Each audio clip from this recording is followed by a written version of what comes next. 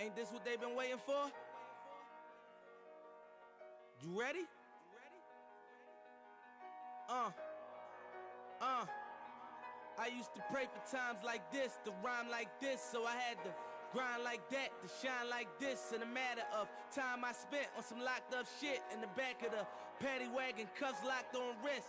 See my dreams unfold, nightmares come true. It was time to marry the game, and I said, yeah, I do. If you want it, you gotta see it with a clear eye view. Got shorty, she try and bless me like I said I chew. Like a nigga sneeze, nigga please for them trick and squeeze. I'm getting cream, never let them hoes get in between of what we started. Little nigga, but I'm lying hearted. They love me when I was stuck and they hated when I departed. I go and get it regardless. Draw it like I'm an artist, no crawling. Went straight to walking with foreigns in my garages. Are foreign bitches menaging, fucking sucking and swallowing anything for $1. They tell me get him, I got him. I did it without an album. I did shit with Mariah. Little nigga, I'm on fire. Icy as a hockey ring, Philly nigga, I'm flyer. When I bought the Rolls Royce, they thought it was lease. Then I bought that new Ferrari, hey, to rest in peace. Hey, to rest in peace to the parking lot. Phantom so big, can't even fit in the parking spot. You ain't talking about my niggas, then what you talking about? Gangsters move in silence, nigga, and I don't talk a lot. I don't say a word. I don't say a word. Was on my grind and now I got what I deserve. Fuck, nigga.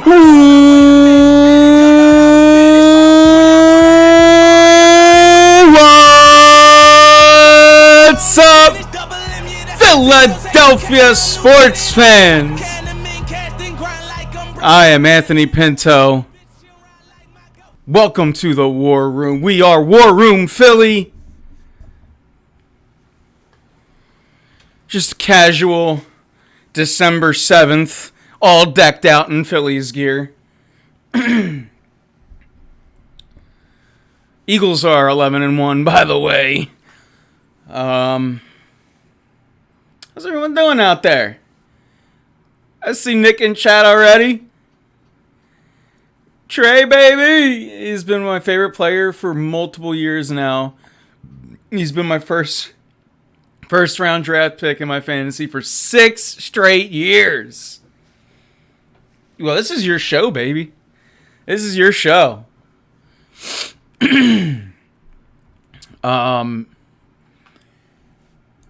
So the Phillies obviously make a huge splash. Huge splash.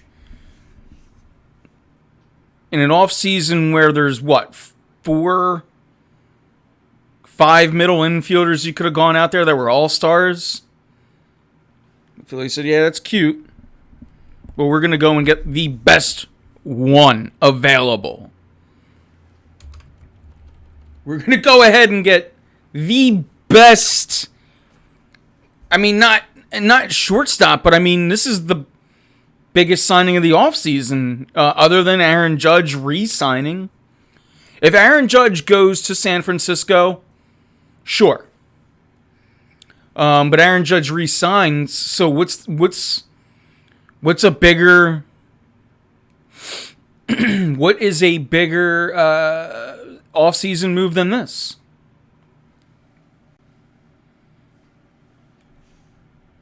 By the way, let's not forget about Taijuan Walker and Matt Strahm.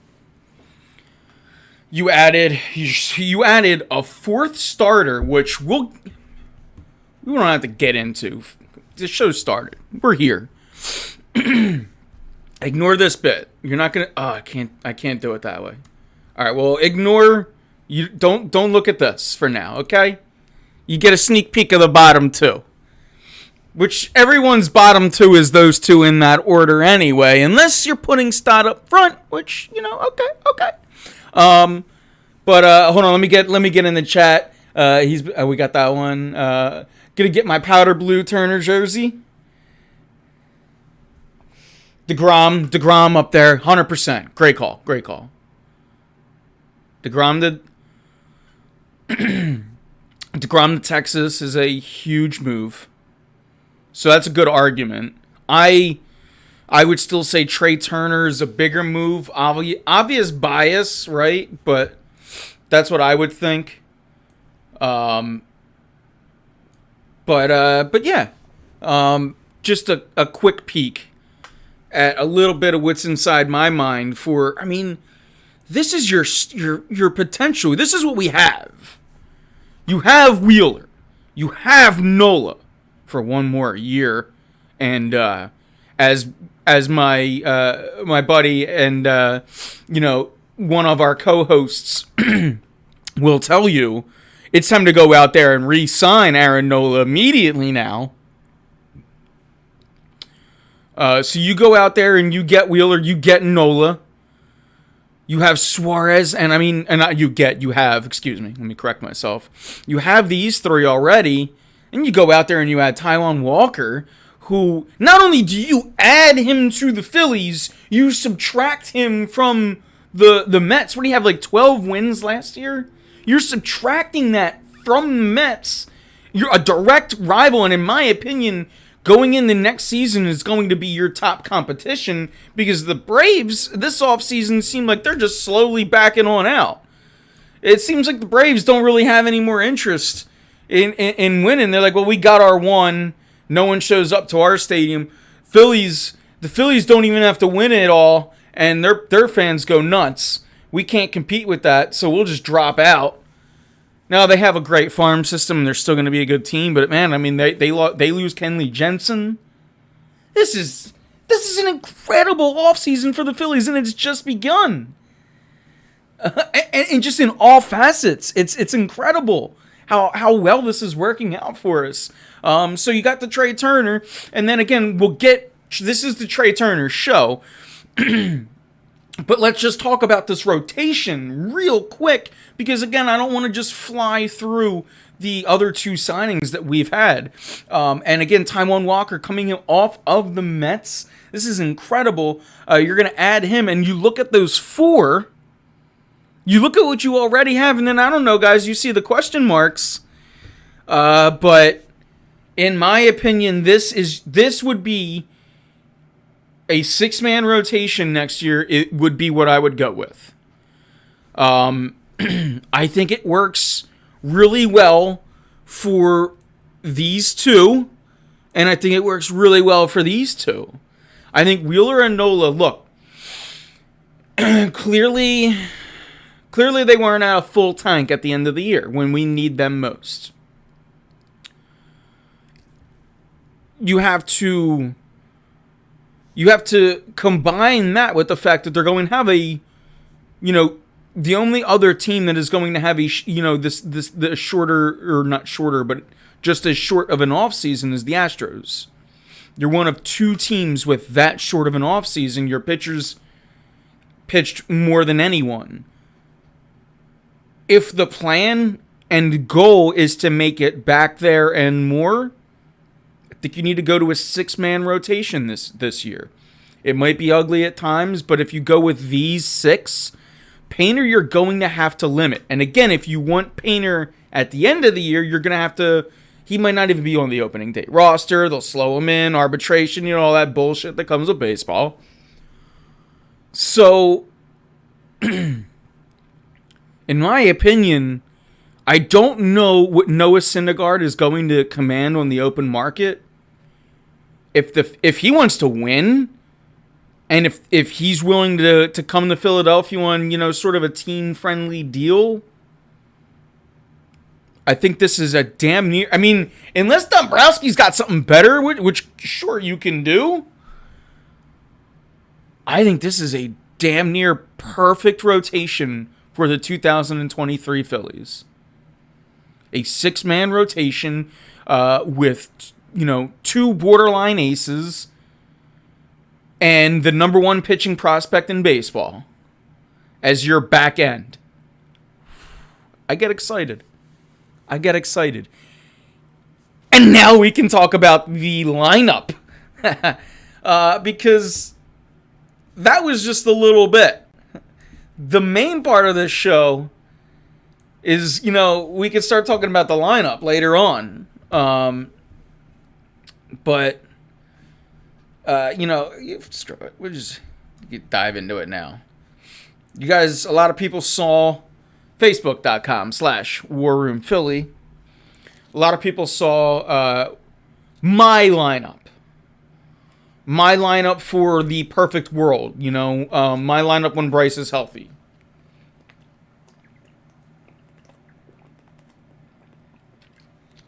There are many flaws with my lineup, which even I'm willing to admit, and plenty of people have pointed out. Facebook.com/WarRoomPhilly.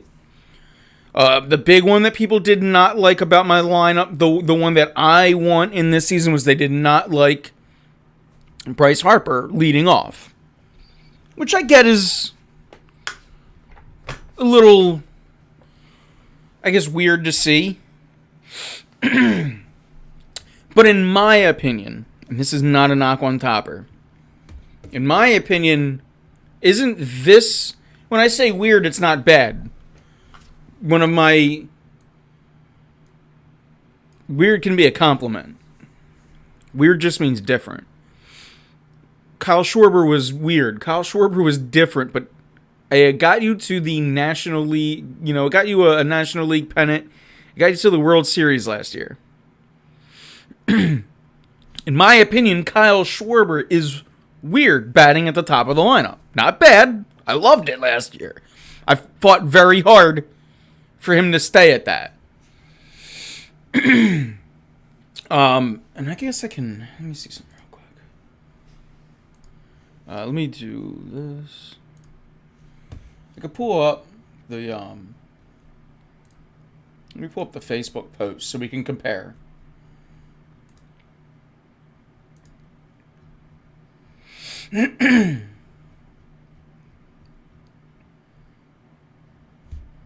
So this was my other one. Let me see how I can redo this for a sec. And then do this. Get these guys as toy. Oh, there we go. This is good. This is good. So this was my lineup here. And so the start off the bat, the main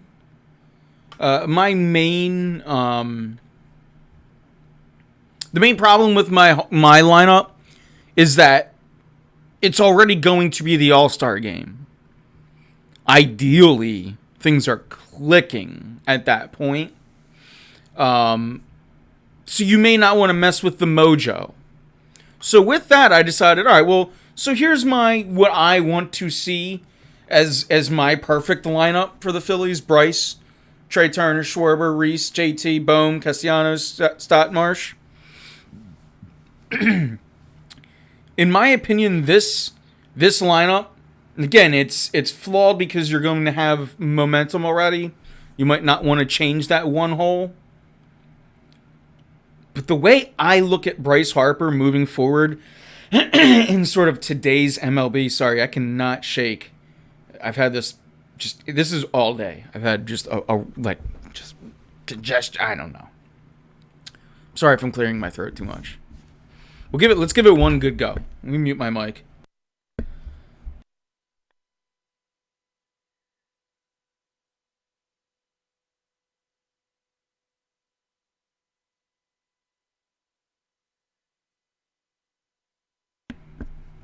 All right, if that didn't clear it, then nothing will. In my opinion, seeing Schwarber's a little weird, right? And so is seeing Bryce. And Bryce, I think, is your prototypical.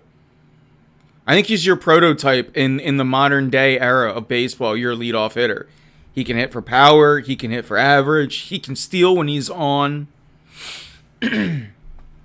So while it may look weird to people, I think Bryce Harper is a perfect. He sees. I mean, he swings at every first pitch, which I would imagine could annoy people as well. So outside of that, though, I think he's a damn near prototype when it comes to a leadoff hitter in the modern age of baseball, where analytics is sort of playing a little bit of a factor to lineups. So then you see the rest: Trea Turner, Schwarber, Reese, I think Reese. A lot of people maybe want Reese even lower. I thought about putting JT at the 4, but for me as a manager, getting into the manager's head, I want players to have certain mindsets, and I think in a player like, for instance, and you can see Derek Hall in my opening day one. It's a mindset thing. For instance, the 4-hole hitter, and for Rhys Hoskins in particular, I just think, man, I want you to think, and I'll still, as 5, same thing. Just want Rhys to think home run, think long ball, to just think middle of the lineup. I don't like Rhys at 1 or 2. Like, he's, I think he's too high up when he bats in the 2-hole, and I think he got better at staying more within himself, and not going as much for walks. But then he was getting overly aggressive toward the end of the year, which started causing some slumps. It felt like Rhys Hoskins, towards the end of the playoffs, was either going to strike out or hit a home run, and that's okay in the 5-hole, 4-hole, even 6-hole. It's not good in the 2-hole. So both of my lineups here, you'll see Rhys is down. But in the one that I was doing for the perfect world scenario, I had Rhys 4-hole. Now, moving over to my other one, I think that this is more of a prediction. This is what I think Topper will go to, pending any, big moves. He all but said Schwarber is going to lead off last night or yesterday, and he had a little presser. So with that, I drew this up. And what do you guys think of I would say pay more attention. You can comment on either. But I would say pay more attention to this one. And do you think I'm wrong on any of these? We could talk more, or bring either of them up. But I ignored chat for a little bit, so let's get back to it. I see Nick in chat. I could see us realistically. I could see realistically trading for Merrill Kelly or Zach Gallen from Arizona. Would we be giving any of these players up for those in that thing? Give me Trey, Bryce, Bohm, Schwarber in that order.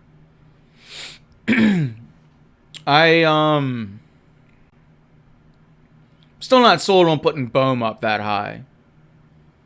But I get it. Or swap Bohm and Jay. Yeah. That the lefty is kind of, but I don't mind going Schwarber, Bryce back to back, because it doesn't really matter if they got to pitch 3 pitchers anyway.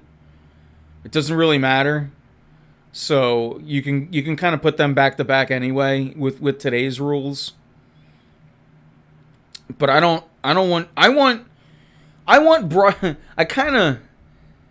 of want all 3 of these guys batting in the first inning. It's almost one thing that I really am stubborn to. So no matter what the order is, and all 3 of these guys can bat first, and Bryce, Trey Turner, and Schwarber. But it's still, I want those 3 batting my first inning. Yeah, I understand the righty-lefty, but again, with the rule changes, a pitcher has to come in and face 3 batters anyway.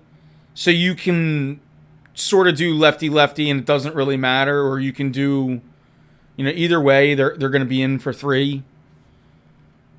So it still makes sense to do righty-lefty, but you can get away with it a little easier.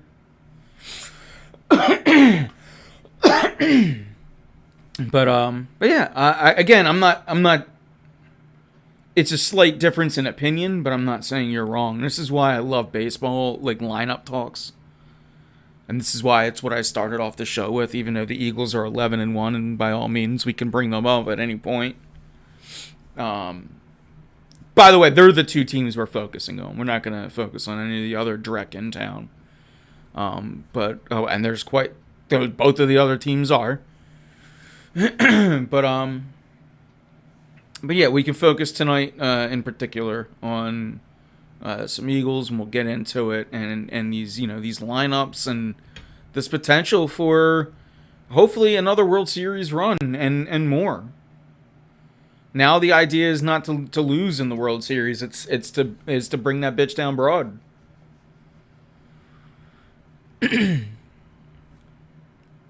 And in my opinion, these three moves are all incredible stepping stones. They essentially went out there and got the best of what was available to all of their needs. Now, pitching, all right, they didn't go out and get DeGrom or Shirt, but, like, you saw what they got. Like, they went out, they needed a fourth, fifth starter. They got, like, the best fourth starter out there. And again, that's why when we talk the starters, it's you go back down on here, and it's, I think that this is a very logical and hopefully fiscally responsible way to do it. I don't think Noah Syndergaard is going to command a ton of money. You should be able to afford him. And if not, then good for him. But if you can get Syndergaard, or by all means go ahead and get someone better or different. But I think I would like to get, kind of a veteran, cheaper starter. That'll be your kind of fifth, sixth hybrid, to kind of work Painter in and to spell Wheeler and Nola.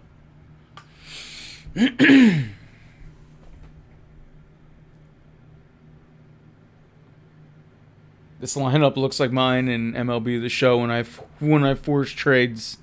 Yeah, they're really deep. Yeah, I have Castellanos batting 7th. I think he'll probably be somewhere here in the 6th hole, but you're right.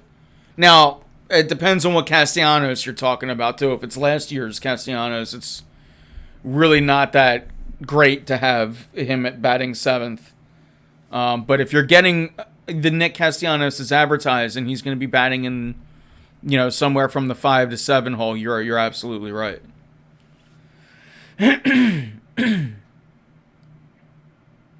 These things could flip, like Hall might be, you might move Hoskins up, Castellanos up, Bohm up, and put Hall at 7. We'll see. We shall see. I think that I kind of just going off of what was working last year, and where I think Topper will go with it. I think he'll have a big year, and we'll move up in the order. His first year with Cincinnati. We'll see. I hope it's not just age at this point. We shall see. I stood up for Nick Castellanos just about as much as I could. I'm a little butthurt about it. So,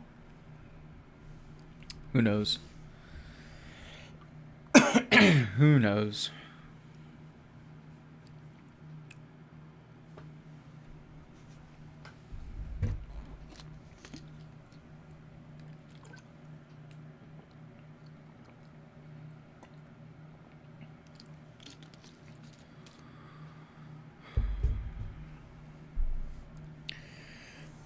Boy, we're struggling. Now I had water go down the wrong pipe. It's not a good show. All right, we're back. We're 100% now.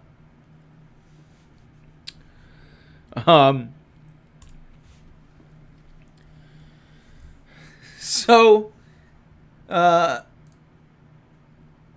as far as the Phillies go now, I don't really know what else. Maybe they now it's just retooling the bullpen, maybe trades. But man, as it stands, this is great.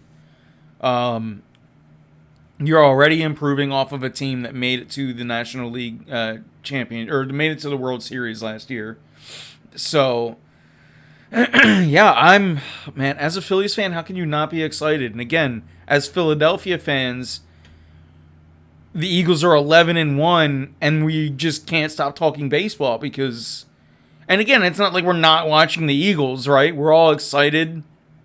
And when it comes to the Eagles now, it's like,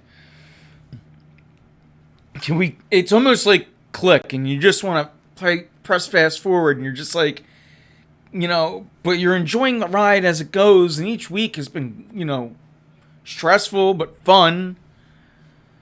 With the Eagles now, it's like the expectations just keep building and building, and you're like, are we going to get there? Can this happen?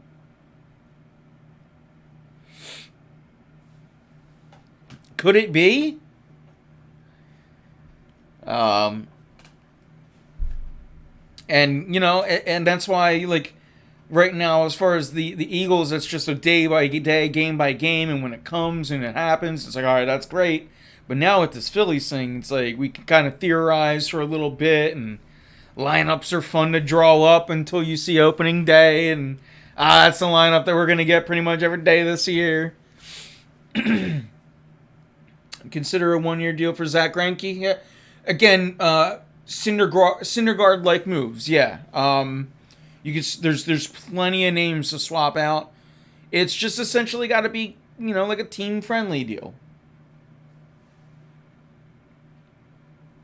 It's got to kind of work in our favor. But I think a veteran will be great, just as another presence. And then it'll eventually just kind of lead in for the young guy.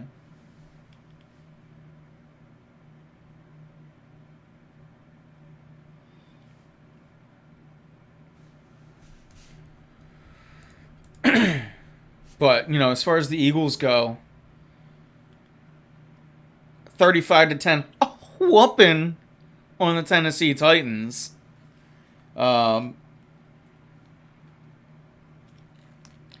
A.J. Brown has another amazing game. I mean, when's the last time you looked down and 2 Eagles wide receivers had over 100 yards? What a dominant performance. And it gets overlooked that Devontae Smith, five catches, 102 yards. Is it April yet? Hey, man, we'll get there, but let's get to February first. Let's get to February, and then we can skip forward. Or, hey, let's just say, is it February? Because that'll be pitchers and catchers. But bleep, yeah, I'm excited for baseball. Look, anyone that's watched this show for a long period of time knows that baseball is my favorite sport. My favorite team is whatever one I'm watching that's from Philadelphia. Is Hurts my MVP? Yeah, my MVP. Is he the league MVP? Josh Allen, Patrick Mahomes. He's up there, though. Certainly up there.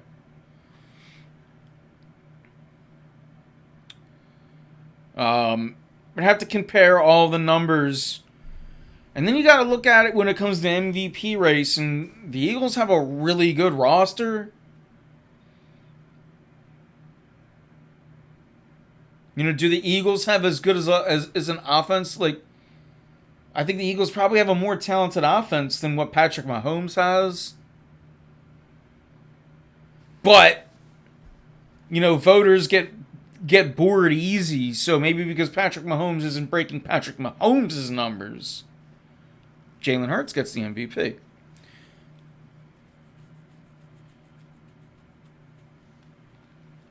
I tell you what, why don't Jalen Hurts go win a Super Bowl MVP? Because that's the one I want him to win. As corny as it sounds, that's the one I want him to win. I don't know what winning the MVP does for me as a fan, which is weird because I wanted Doc to win that Cy Young, and then they were like, I've wanted Embiid the last 2 years to win the MVP. For some reason, like I wanted Bryce. I got excited when Bryce won the MVP. For some reason, when it comes to the Hurts MVP talk, I don't. Me personally, I don't know why it doesn't move the needle, but yeah, he's kind of the MVP right now. Like, the dude's doing it like in all facets, and this Eagles offense is clicking. This Eagles offense is clicking, and again, I think if anything, what's working against him most right now is the fact that this team has so much depth and has so much skill. It might work against him when it comes to the MVP race. I don't know there. But I mean, you go up against the NFL's number one rushing defense. So what do? You pivot your whole game plan, and you get 119 yards and 2 touchdowns out of A.J. Brown, and you get 102 yards and a touchdown out of Devontae Smith. Yeah, I don't think there's any way OBJ is coming to Philadelphia. I don't know. Didn't Sirianni today? Didn't Sirianni say something in his presser today? That they haven't talked to him once and that people are just bringing the Eagles up to get his money up or something? I don't think OBJ can play this year, man. I don't think he's going to be healthy enough to play this year.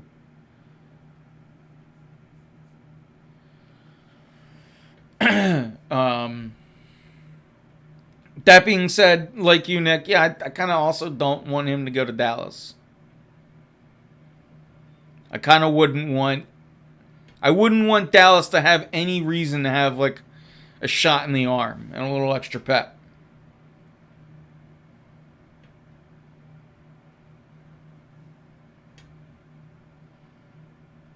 Yeah, Nick Sirianni said he's comfortable with our wide receiving core and it's the best he's ever had. Yeah, I'd say. Starting with those two for one, Quez Watkins is just, he's a sharp knife when in his own way.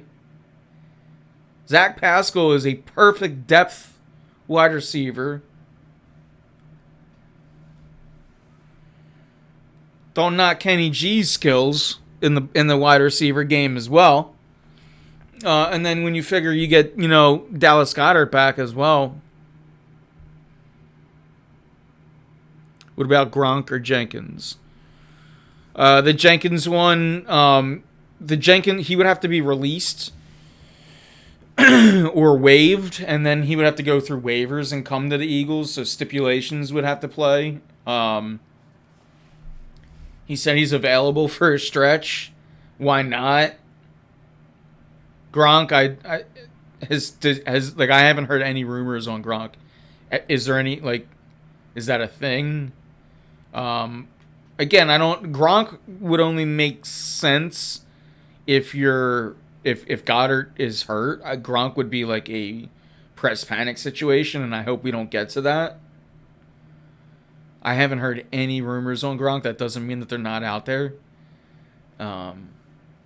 But I have heard the Jenkins thing, and that's why I know that he addressed it, and he was the one that said that the Saints have his rights right now. So technically he's a Saint, although we know he's an Eagle. I don't know. That's tough, though. That's a weird side conversation that I didn't think I'd grab into right now. But, I mean, he's won I almost said World Series. He's won a Super Bowl both cities. He might be one of those players that just says, I'm, an Eagle and a Saint. And I'd respect that. I'd share.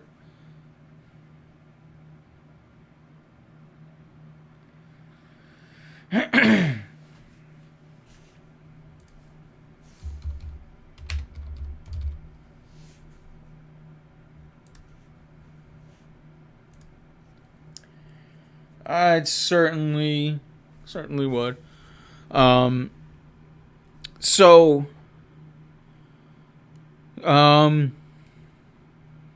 Yeah, so as far as this Eagles game goes, bomb player? AJ Brown, or is it Jalen Hurts for 3 straight weeks? Who would be a bomb player? I say A.J. Brown, but I also predicted A.J. Brown, so I want the guy I predicted to be right. Dumb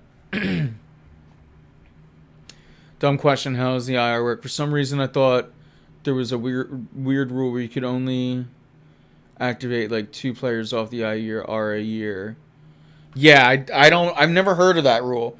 It worked. There's like the season long IR, and now there's these like 4-week long IRs. And then there's the 21-day like practice window that they have as well. I'm not going to act like I know the entire intricacies of the NFL IR system. However, I'm pretty confident in that I don't think that rule is a thing, like what you were saying. I do believe in your own words, Nick. I do believe you are making shit up. But again, I'm not going to act like I don't know everything about that. I'm pretty sure.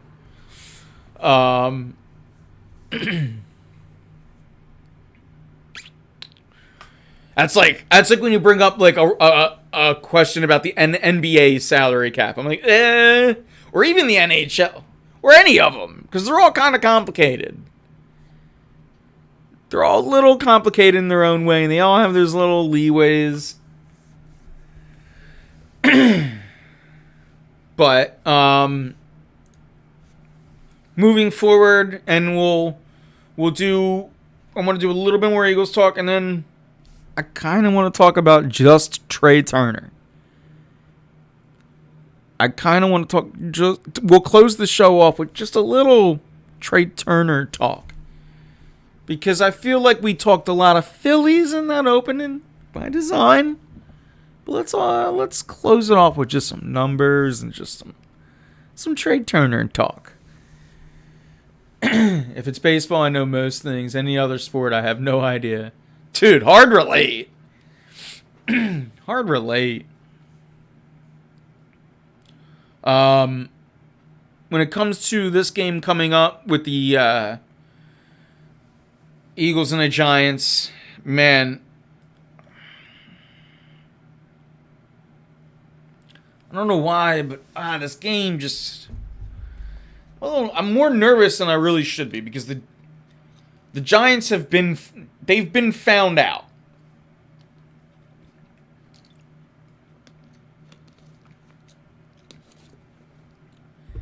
Nick went and Googled something.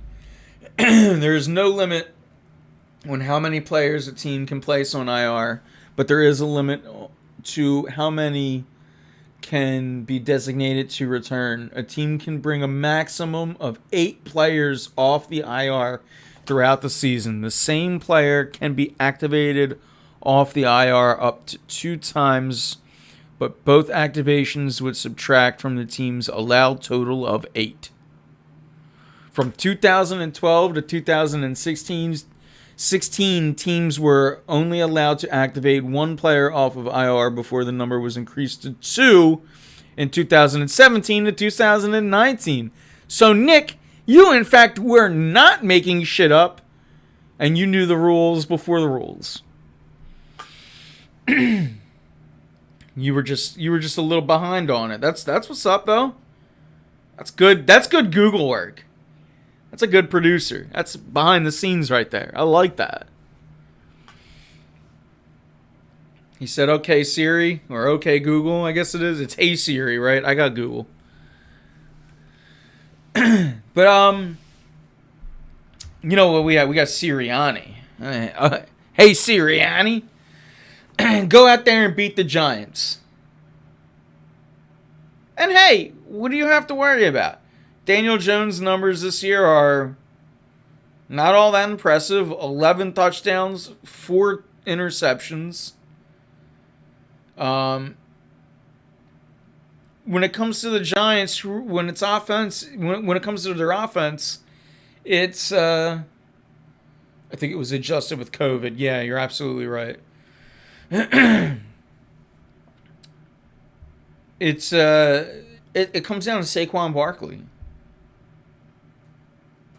And if the Eagles defense can go out there and be gaudy like they were against Derrick Henry, then it's going to fare really well. The difference, though, is Saquon Barkley is a totally different runner, and he runs a lot like, remember how DeAndre Swift tore up the Eagles week 1? He can get to the outside. He can cause nightmares. The one, dare I say, knock on Derrick Henry is you kind of know where he's coming from. He's just going to run through that middle gap, and he's going to hit it. He's going to destroy you, and then he's going to just sheer force and speed. Saquon's got a little bit of that as well, but he's also got that east-west ability that, a lot of modern-day running backs possess. And as an Eagles fan, look, the Eagles are the better team, even if they, God forbid, they take a loss this week. It just, man, I don't know. Bleep. It's just like, it would be the most atypical thing, in this era to lose one to the Giants. You already lost one to the Commanders. Although I guess you have had their number, but I don't know. Here's what I will say: if I have to, I'd rather lose this one to the Giants than to the Cowboys.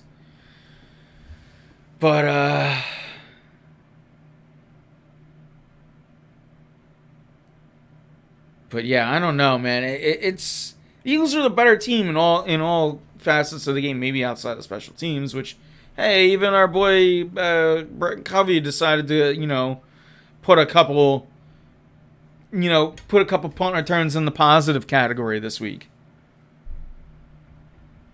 Outside could be an issue, but we didn't have Joseph and Sue versus Swift. That's good points, but they're more interior. They're more interior. Sue in particular, he was going to cause, he's more a Daniel Jones problem. I think Sue is really going to help with containing Daniel Jones because he can't really throw, so he's going to look to get into his running lanes. That's kind of where it comes. You got to remember, it was last year that Daniel Jones, he had that 89-yard, you can't have that shit again. I'm not putting up with another Daniel Jones game. Nah. I'm not seeing no Danny Dimes. No. I want to expose him for the fraudulent NFL quarterback that he is.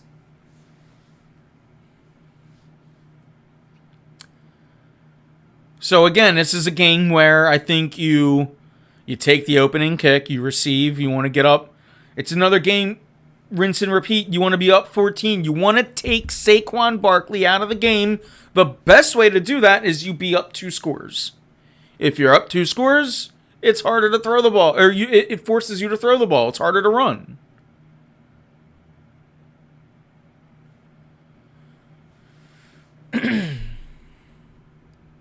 So, in my opinion, this is another game in which your offense can sort of lend a big helping hand to your defense by simply controlling the game.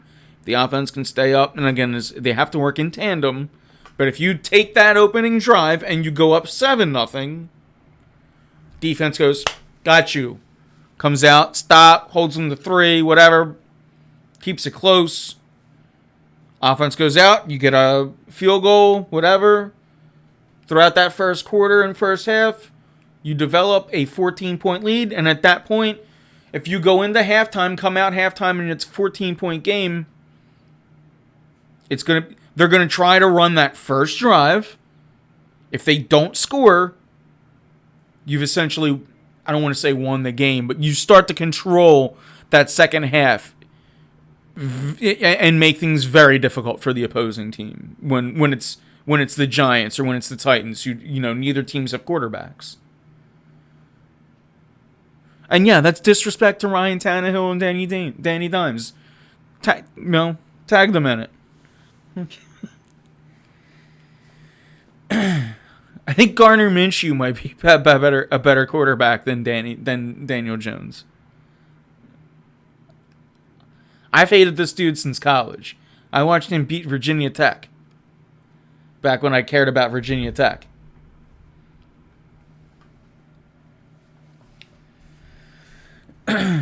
But again, this week, all that being said, and again, I'm very nervous. It could be one of these just ugly Meadowlands games.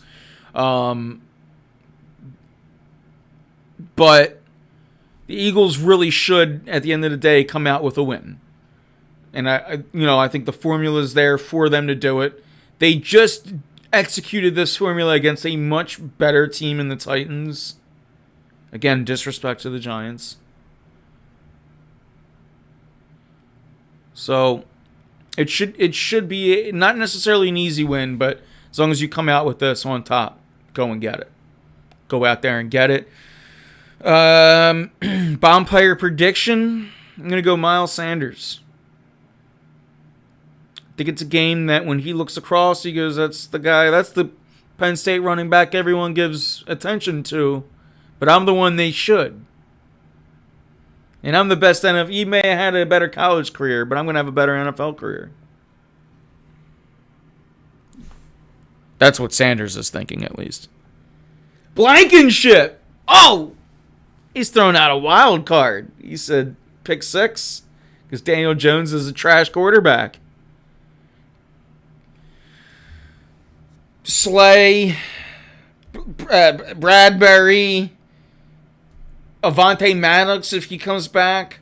Yeah, all these guys are good picks because he's going to throw an interception.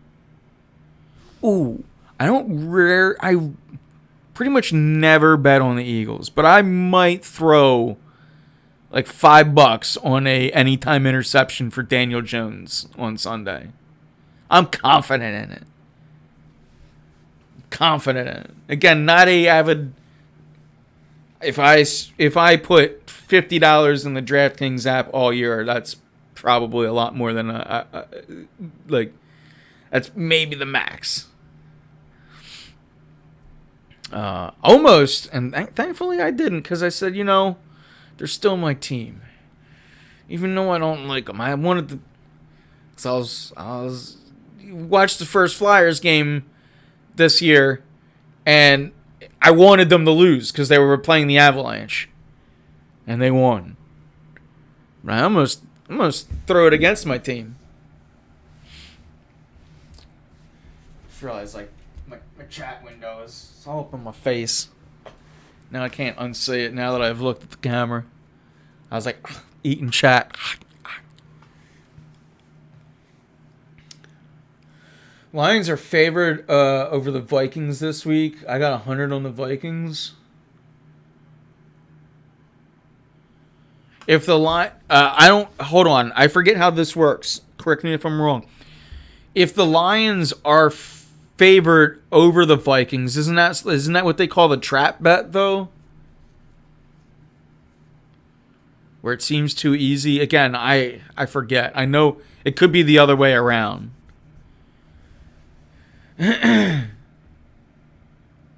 But I'll tell you what, if I look on Sunday or whatever, if I look at Sunday 4:30, no, 100% right, yeah.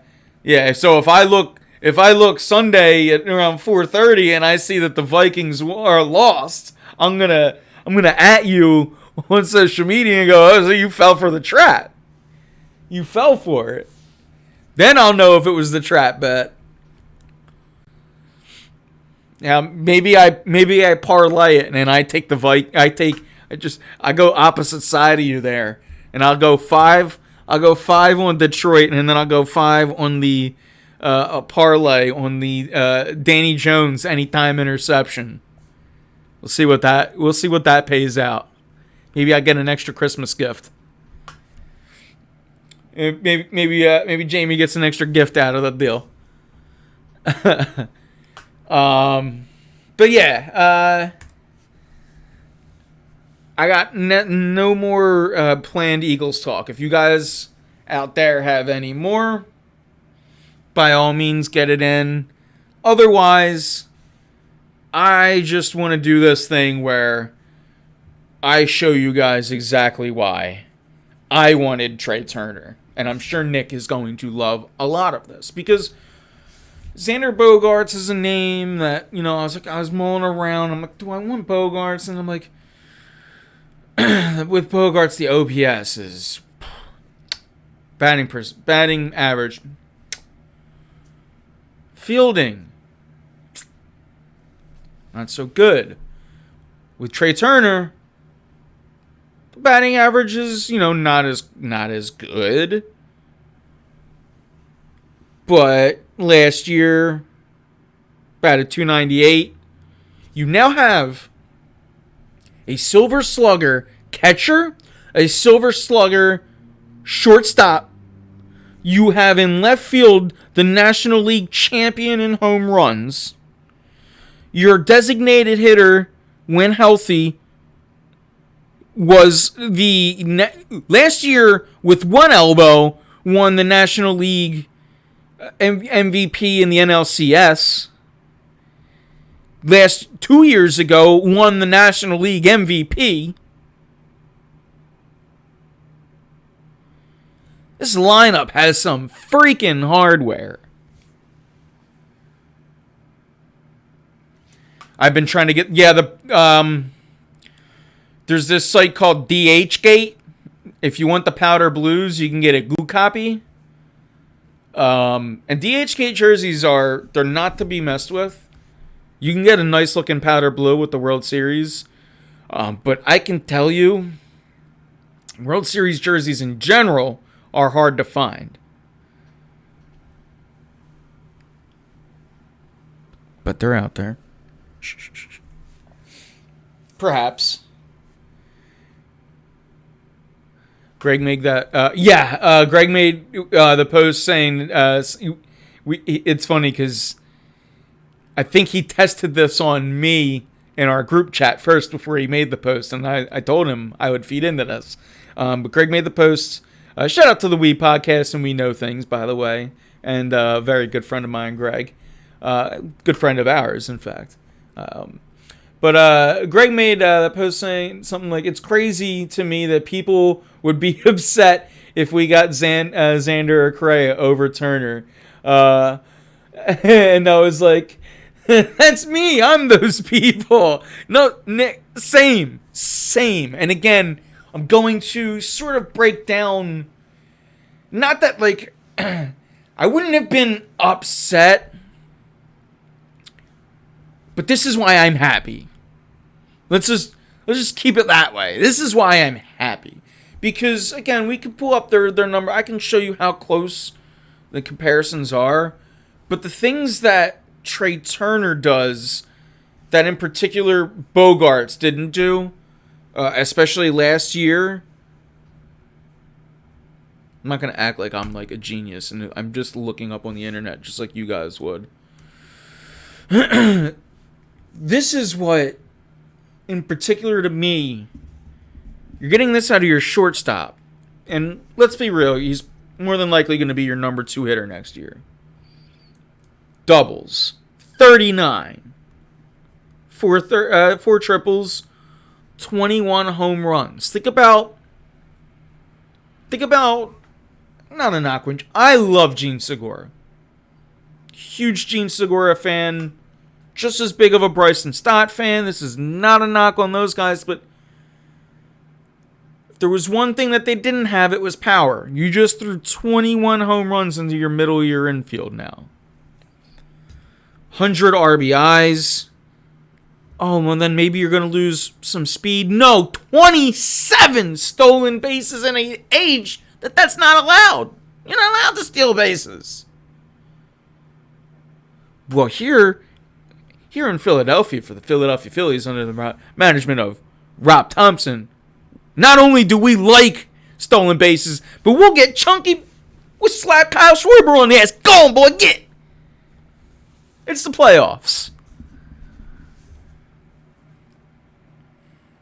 I expect the stolen base number to be closer to 30, 35 next year on a team that's going to not only allow it, but encourage it. He hit third for most of the season for LA. Yeah, LA's lineup was different and in a good, LA's really good last year.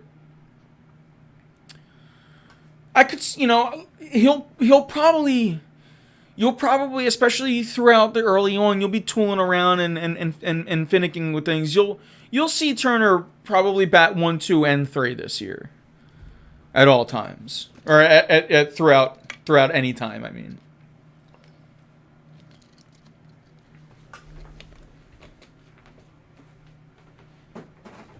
usually, chat, I am unprepared. But I told you, I've had just itchy throat all day. So I even had a backup water ready. Where to back up?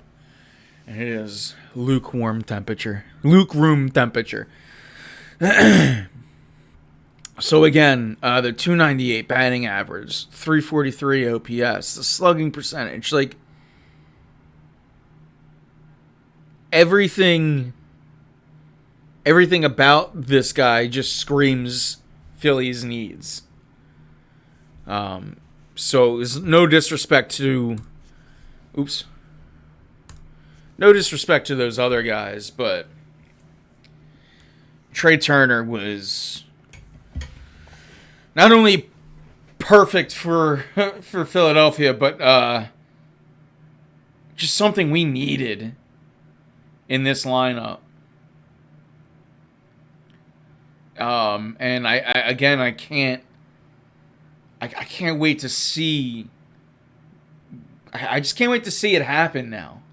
And again, I'm gonna enjoy my life in between, because we got this 11-1 football team that really looks like destined to do something this year. But god damn, I'm still looking forward to when it gets. And I hate the warm weather, but I'm looking forward to when it gets warm. I sure as hell am.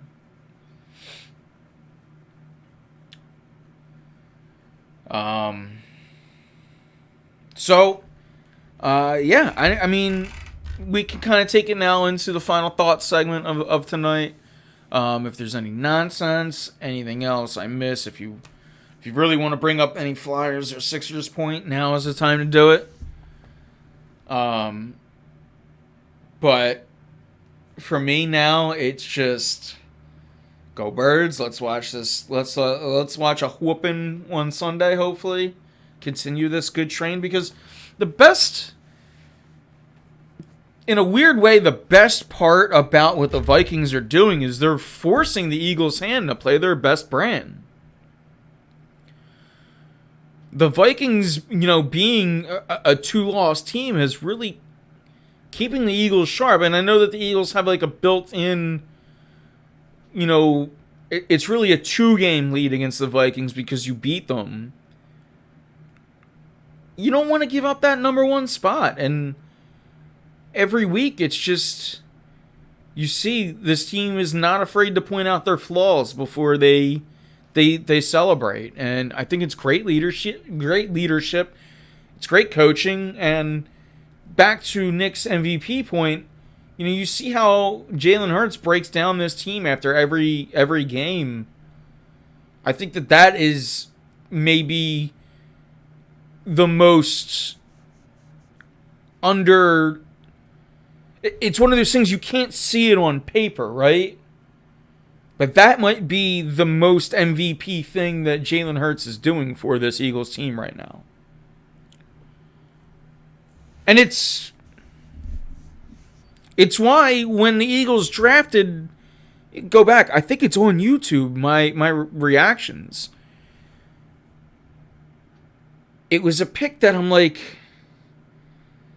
as soon as I'm like, look, I like Jalen Hurts. I really think this guy has potential, but I thought it was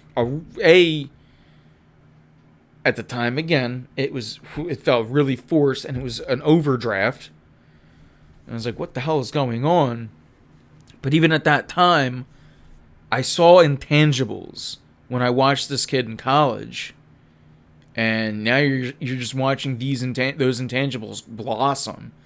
And it's to the point where he threw 2 bad passes in a row the other day, and I was like, wait, what? And then you remember, oh, wait, quarterbacks do that. He just hasn't in so long.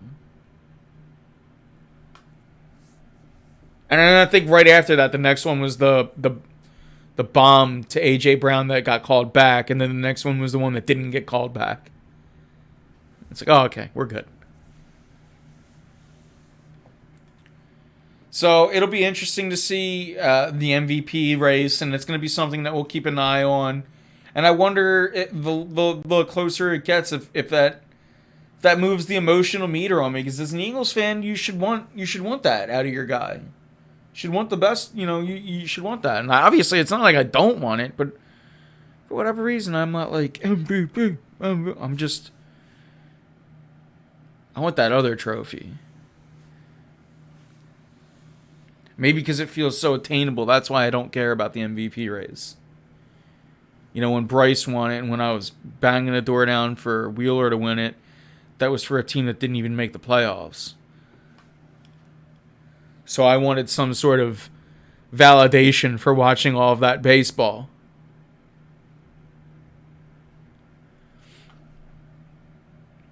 I feel like we got that validation now, though. Huh? A little bit. Let's go out there and get it. So yeah, I don't know. I got nothing left on the plate. So with that, chat, it has been an absolute blast. Could not wait to do this show. Got my Trea Talk on. Thank you guys all for tuning in, both live and on demand. Make sure you follow us, War Room Philly, Facebook.com/War Room Philly, Instagram, Twitter. If you're watching this on YouTube, please go ahead and press subscribe and help the YouTube channel grow every little bit. And if you are watching on YouTube and you've made it this far, well, thank you. Yeah, again, and if you're watching live and you've made it this far, Nick, oh, thank you. Yeah, again, thank you guys all for tuning in, both live and on demand. With that, catch us, Facebook.com/War Room Philly. We will announce when the next show is, but as you guys always know, it's most likely going to be right here, Twitch.tv/War Room Philly at 8 o'clock every Wednesday night Eastern. Nothing left with that. One last time, I am Anthony Pinto, and we are out of here. Let's go, birds.